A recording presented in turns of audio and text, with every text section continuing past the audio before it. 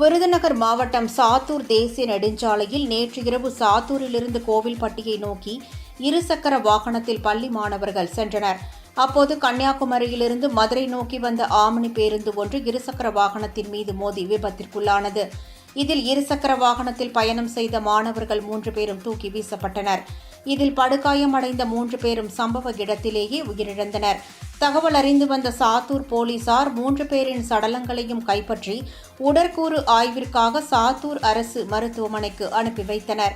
போலீசார் நடத்திய முதற்கட்ட விசாரணையில் இருசக்கர வாகனத்தில் வந்த மாணவர்கள் சிவகாசி பேர்நாயக்கன் பட்டியைச் சேர்ந்த லிங்கம் என்பவரது மகன் கோகுல், சிவகாசி டவுன் பகுதியைச் சேர்ந்த ஸ்ரீனிவாசன் மகன் பிரசன்னா, சிவகாசி ஹவுசிங் போர்டு பகுதியைச் சேர்ந்த செந்தில்குமாரின் மகன் யுவராஜ் என்பதும் தெரியவந்தது.